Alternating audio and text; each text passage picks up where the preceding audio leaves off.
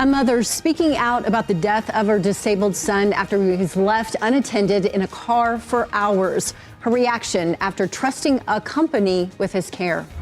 A possible new piece of evidence found in the search for Nancy Guthrie, what the FBI says they found near her home in Tucson. I believe you just lied under oath. There is ample evidence in the Epstein file. Don't you ever accuse me of a crime. I believe. Fiery testimony in our nation's capital as lawmakers grill Attorney General Pam Bondi on her handling of the Epstein files. And a local cool cat in the national spotlight, the Utah feline that could walk away with a big award and thousands of dollars that comes with it. Live and streaming, this is KSL News Now. Good morning, everyone. Thanks so much for being with us for KSL News Now on this Thursday morning. I'm Lori Pritchard. Brian Carlson is here watching our traffic for us on this Thursday. Let's get to Matt Johnson, though. How are those rain showers? We had some overnight. Are they still falling right now? There are still a couple out there, and we're tracking them. Me and Brian are going to keep you safe on the roads. Though the story of the morning is how hit and miss they are, right? They're really spotty. But you can see over the Salt Lake Valley, low clouds and a couple of raindrops here on the webcam over the last 30 minutes. It's nothing too special, but it is making for a wet commute for some. Current shower in the Salt Lake Valley is centered over I-80 and into the foothills up towards the U. It's moving out of here already, but so if you run into some wet roads, that's where it's going to be. More persistent showers extending from about Promontory Point all the way out into the Pleasant View area. Weber County's done really good over the last 12 hours as far as rainfall. It's all snow up into the Monte Cristos, the Bear River Range, Logan Canyon picking up a little bit of snow. So Beaver Mountain clocked in with 3 inches over the last 24 hours. I think they could get a little bit more today. Now you look at the radar, it's really going to start calming down after this round of showers. Next round of showers show up in the afternoon where we could see some somewhere between the noon hour and about 5 o'clock. Over to you, Brian. All right, thank you much there, Matt. So what's interesting with the weather and your morning commute is the number of crashes we've had this morning have been in the dry parts of the county. This one right here this morning in West Valley City is definitely where the roads are wet. So this is 5600 West, headed southbound here at the intersection of 4700 South. You can see, you can barely kind of make out the crash down in here in this corner. There's the police cars. We did have the fire trucks out here moments ago. It is blocking some lanes of traffic if you're trying to head south against the normal grain of the traffic flow this morning. Here's the map. So right there, if you're headed away from the normal traffic, that's where the crash is. You see the roads right here still wet here this morning. Be aware that that's kind of how spotty it is, and we've had a couple crashes in some of those areas. Lori Tamara. All right. Thank you, Brian. New details this morning in the carbon monoxide deaths of 3 men with disabilities in West Valley City. One of the victims' mothers is now speaking out. News specialist Tyrese Boone joins us live with what she has to say, and I can only imagine the grief that she feels. Yes, Lori, it's a tough time for her right now. Actually, that mother was out of state when she received the call of her son's passing, and now she's calling for accountability. Police said 3 men with disabilities died of carbon monoxide poisoning after being left inside of a running vehicle in a garage for hours for about 3.5. Investigators allege a care worker left the men there while he ate and watched TV. One of the victims was 23-year-old Colton Moser. His mother, Wendy Rollins, says her son required constant care and brought light to their family. She says he deserved better. Colty deserved quality of life. He deserved dignity, and he didn't get that. State regulators have barred the company in charge of their care, Safe and Sound Services, from accepting new patients for 30 days while the investigation continues. We reached out to the company for comment and have not heard back at this time. Police say this investigation is currently still ongoing, and like you said, Lori, such a sad situation to report on this morning. Reporting live, Tyrese Boone, KSL 5 News. Back to you, Lori. Absolutely tragic. Tyrese, thank you for that update. Developing now, a BYU football player is accused of sexually assaulting a woman last year. The Washington County Attorney's Office filing charges against 21-year-old Parker Kingston. They say a woman reported the rape to officers at St. George Regional Hospital. Kingston has been arrested. He is now being held in Washington County without bail. His first court appearance is scheduled for tomorrow. BYU issuing a statement saying the university became aware of Kingston's arrest yesterday. It goes on to say the university takes any allegation very seriously and will cooperate with law enforcement. Jury selection has officially wrapped in the murder case against Corey Richens. Richens has been accused of poisoning her husband, insurance fraud, and forgery. This case stemming back to 2022, when investigators say she took out a life insurance policy on her husband before giving him a fatal dose of fentanyl. The Summit County trial is scheduled to begin on February 23rd and goes through March 26th. KSL will be inside the courtroom following developments in this case. This morning, Salt Lake residents are calling it a miracle that a fire inside their high-rise apartment building did not spread. Wednesday morning, an apartment 11 stories up in the Canyon Road Towers building caught fire. Everyone was evacuated safely. That fire was contained to only that apartment. Fire crews credit the building's solid concrete walls for stopping the spread. We've got concrete walls, which we all complain about because you can't hang pictures on them, but I'm not going to complain about them now. The couple who lives inside that apartment that caught fire, thankfully, were not home at the time, but they did lose everything. The cause remains under investigation this morning. All right, take a look at this. Drugs hidden inside children's fruit snacks. Agents with the Carbon Metro Drug Task Force found them during a traffic stop last week. They say the snacks were taken out of the packaging, replaced with meth, then heat sealed shut to look like they're normal. But it wasn't enough to fool those agents. They were able to confiscate the drugs. The Utah House Speaker once called Utah courts the least transparent branch of state government. And now he's pushing a new bill he says would make it easier for regular people to know what's going on in the courts. The bill would require the courts to make documents and audio recordings accessible to the public, basically for free, on a new online database. Right now, every search and document download on the current filing system costs money. The goal is to go back as far as possible, get everything, so everything's available to the public moving forward without having to pay the fees. The Utah State Court's telling KSL they're currently looking into the infrastructure needed and the cost of making this change. It's a tournament unlike any other. We're talking Davis School District's 2026 Unified Sports Basketball Tournament, bringing together athletes with and without disabilities. 9 schools came with over 100 athletes. Students hit the courts in both competitive and developmental divisions, playing multiple games throughout the day. And while every team fought hard, organizers say the real victory is the sense of unity this brings to the athletes. At first, when I played basketball game, I used to be very embarrassed. Now I learned that I don't have to be embarrassed anymore because I fit in where I am. Organizers say the teamwork built on the court creates a ripple effect, encouraging acceptance and builds confidence and friendships beyond that final buzzer. All right, let's get to Matt Johnson on this Thursday morning. Matt, as I was driving in this morning, I saw the roads were wet, but I never saw any rain showers. So I must something have missed happened. It. Yeah. Yeah, and that's kind of been the nature of this storm is we've been hit and miss showers, some of us getting 1/4 to 1/3 of an inch of rain, and others just a couple hundredths. You got gloomy, cloudy skies, even some peaks of blue out there. But don't be fooled, I got more showers in the forecast later today. But there are some showers here from the Great Salt Lake extending into Weber County, all snow at the higher elevations east of that. Really, the Salt Lake Valley southward, it's pretty quiet. Out here into Duchesne and Vernal, doesn't look like much on radar, but I do think that there's some light showers to be had out there. Moving into southern Utah, it's mainly clouds, but I think that could change later today. So for that very reason, a really low chance, but still a chance for some showers in Iron County. North of that mark, you have better chances all the way up into Logan. Evanston, the Wasatch back, rain, snow showers.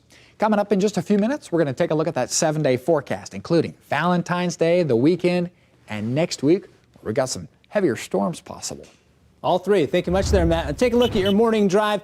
Get a better look right now at this crash in West Valley City here on 5600 West, the intersection at 4700 South. Now, it looks like that they've just widened out the camera view because they took away the fire trucks. They took away a lot of the police cars here. My guess is that whoever may have been injured in this crash they're being a little sensitive to make sure we didn't see anything there. Now that gives us a better look at the crash, and it looks like everything's moving a lot smoother than it was, not as affecting many cars, especially going against the grain of the normal traffic.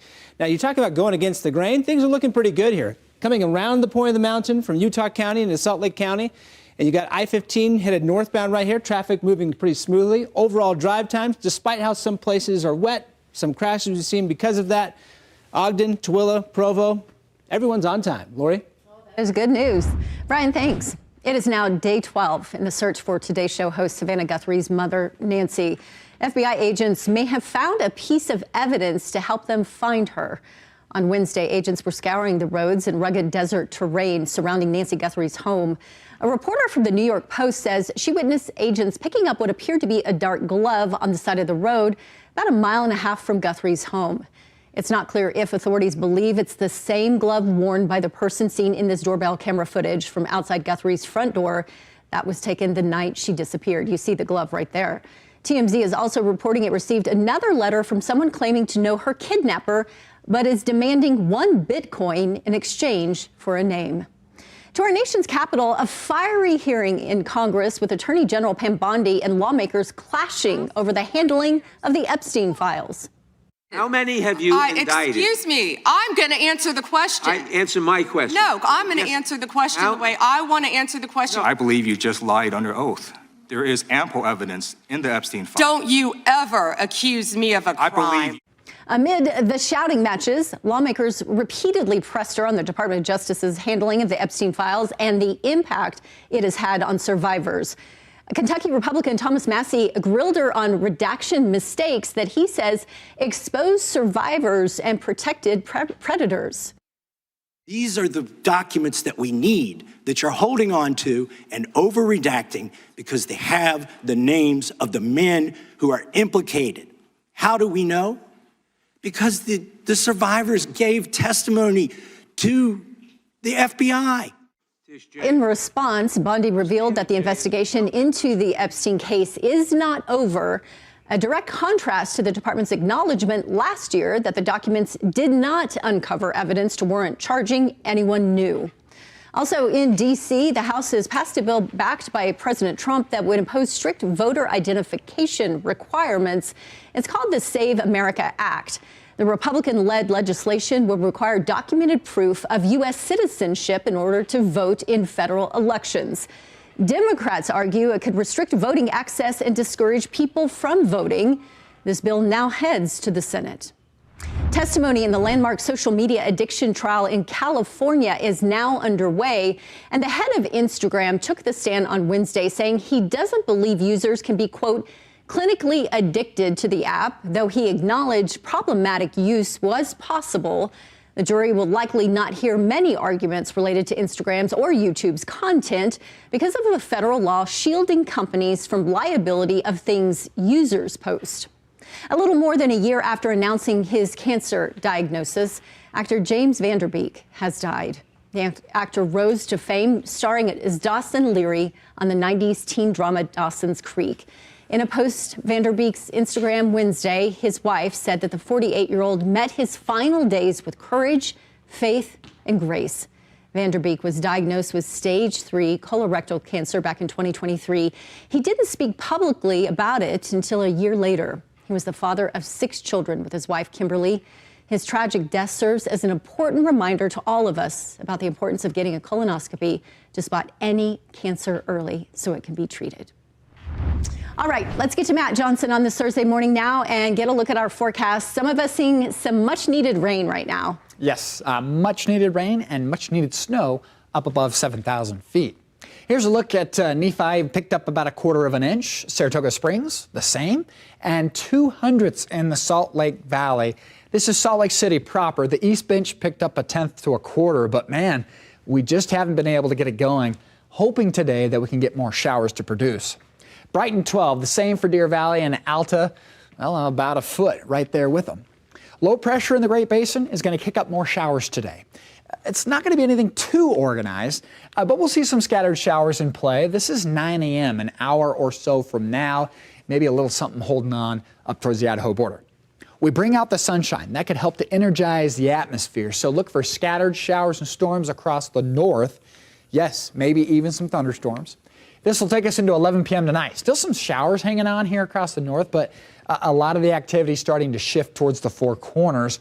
That'll be the case on Friday. Wasatch Front Friday, we start to clear things out. How much water? Well, a tenth plus is possible for the Wasatch Front. You get into southern and eastern Utah, tenth of an inch, maybe a quarter if you get under a thunderstorm. Mountaintops of northern Utah, probably another 1 to 4, maybe 5 inches if you're lucky, but the widespread 1 to 4 generally is because, well, it's just unorganized. Beaver, 51, chance for showers. Panguitch, 49.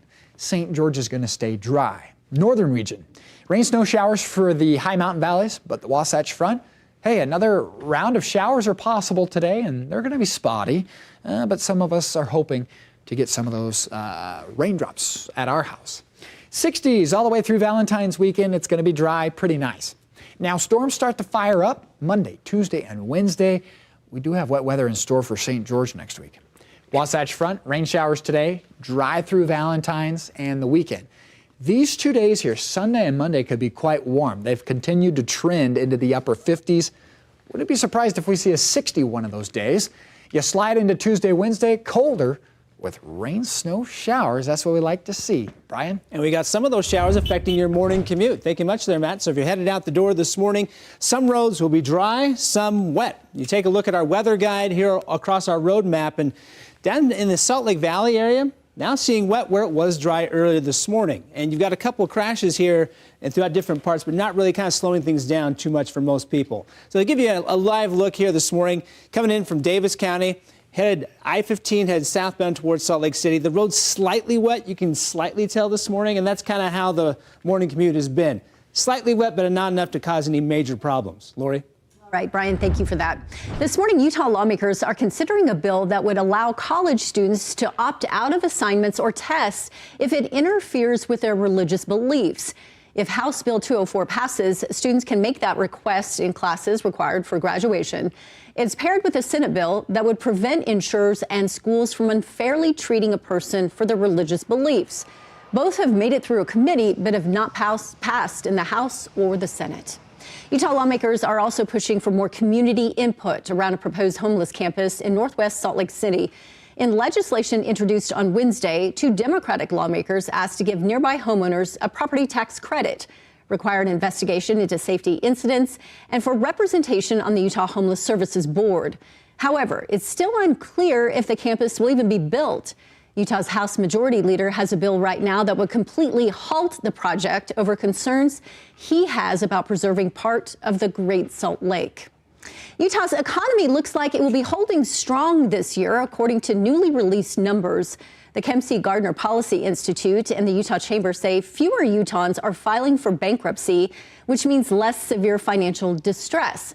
There's also been a rise in construction needs, which suggests a better housing economy right now. Experts say these are positive signs, but warn Utah is not immune to the economy softening, which is happening across the country. We have some good news for hikers this morning. Zion National Park is announcing its seasonal lottery for Angel's Landing. First one up is the Spring Seasonal Lottery, which opens tomorrow, February 13th. If you're interested in applying, you can go to recreation.gov. There's also an option to apply for the day before lottery, giving last-minute hikers an option to take on the summit.